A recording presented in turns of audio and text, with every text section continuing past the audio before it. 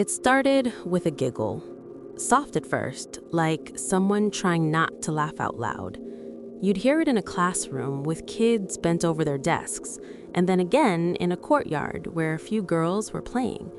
And then it didn't stop. The laughter rolled through the air, spreading like a secret everyone suddenly knew. At first, adults thought it was just a bit of fun, a little break in the school day, but soon it was impossible to ignore. Children laughed in waves, sometimes falling over, faces red, tears running from the effort and confusion. It wasn't funny, not really. It felt strange, the kind of sound that makes you stop and just watch, waiting for it to end. Some whispered it was possession. Others thought stress had finally snapped the children. And yet it kept going, moving from one person to the next. How could something as normal as laughter take over an entire village? Life before all this in Kasese, Tanzania, moved slowly.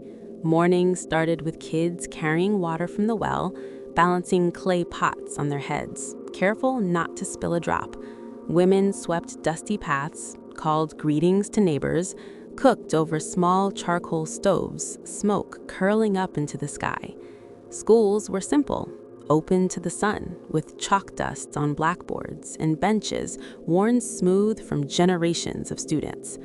Teachers spoke softly but firmly, keeping lessons and order without shouting. Villages were small but close. You could hear people talking, the wind blowing through trees, birds singing. Everything seemed ordinary, but under that calm, pressures were building.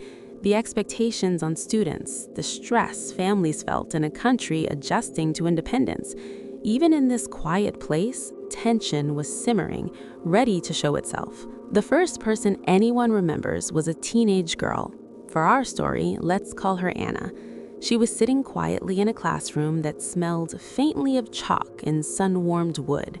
At first, she giggled softly, like sharing a private joke. Then it got louder, shaking her shoulders, spilling into cries and hiccups that made her classmates freeze. They didn't know what to do. The teacher tried to calm her, asking what was wrong, but Anna couldn't answer. She could only laugh, and she kept laughing for hours. Others in the class tried to ignore it at first, thinking it would stop, but it didn't. Soon, they found themselves laughing too, unable to hold it in. Watching one person set everyone else off. How could something so ordinary suddenly feel uncontrollable? And stranger still, how could it spread from one person to the next like an invisible current moving silently through the room? Within days, the laughter left that first classroom and spread to others. Neighboring villages reported the same thing. Streets emptied as kids stayed home. Schools closed. Parents paced, unsure whether to laugh, cry, or call for help.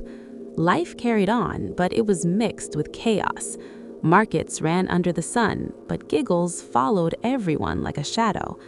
Adults searched for answers. Doctors checked for viruses, infections, anything that might explain it, but found nothing.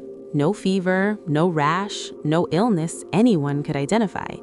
It was a puzzle that refused to be solved, a pattern moving in waves that nobody could stop. And as it spread to new villages, it carried a quiet, growing unease. How could laughter move like that, across homes and fields, reaching people who hadn't seen it before?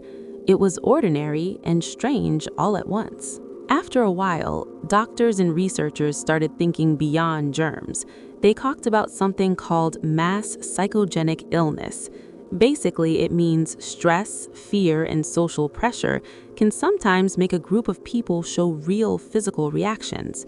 In Kasese's schools and villages, pressures were everywhere but invisible. Kids were under constant expectation from teachers, parents, and a society changing fast after independence.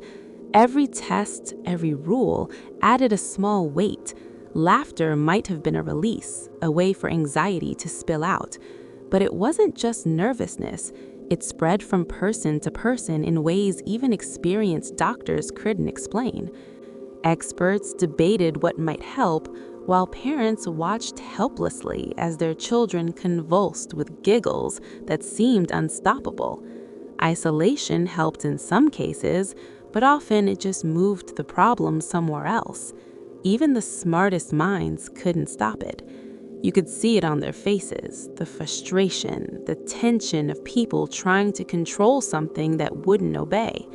Why couldn't anyone stop it? The human cost was quite huge. Some children laughed for hours, bodies drained, faces red, unable to eat or sleep. Parents tried to soothe them, rocking or holding them, whispering words that sometimes went unheard. Teachers and neighbors watched, unsure whether to step in or stand back. One girl, too weak for school for weeks, spent long hours in her home, still laughing even as exhaustion weighed on her small body. Families had to reorganize their days around this strange affliction, balancing work, meals, and care for children trapped in laughter they couldn't control. And at night, when the village went quiet, the echoes of giggles lingered in empty streets and homes. How long could it last? How much could a body take when laughter became more than joy, almost like it had a life of its own? At the peak, the scale was clear. 14 villages had cases, over 1,000 people affected, mostly children and teens. Schools stayed closed, streets were quiet, markets ran under a low hum of worry. Families moved carefully, knowing even a casual gathering could trigger another episode. The scale was staggering, but no medicine, no remedy, no plan seemed to change anything. The laughter kept spreading, ignoring attempts to control it. Health officials documented every case, mapped each wave, trying to see patterns in a puzzle that refused answers. And still, the quiet fear remained. Could it happen again somewhere else, under conditions nobody understood? Could it happen in another village, another classroom, another time? Researchers arrived with notebooks and clipboards, asking careful questions, trying to understand something that didn't fit any medical category. They talked to teachers, parents, and children, recording hours-long laughter, how it moved from classroom to classroom, and the exhaustion it left behind. Some outsiders struggled to interpret what they saw, assuming things that didn't match local experiences. Cultural misunderstandings got in the way.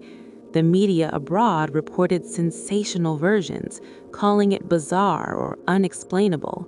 Still, investigators mapped the spread, compared it to past cases of mass psychogenic illness, and noted the social pressures, stresses of a new nation, and the vulnerability of children in crowded schools. It was slow, careful work, a search for patterns rather than answers.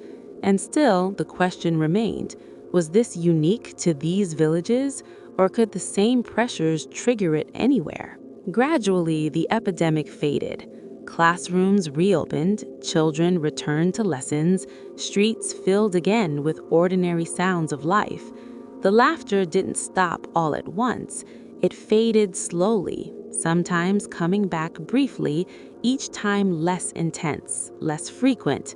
Families settled back into routines, teachers resumed schedules.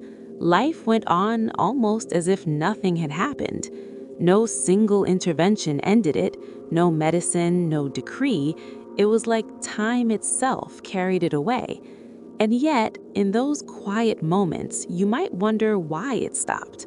Was it just exhaustion, a natural limit of the body and mind? Or was there something deeper about how stress and emotion interact, something we were only beginning to understand? Looking back, the laughing epidemic is as much about people as it is about illness.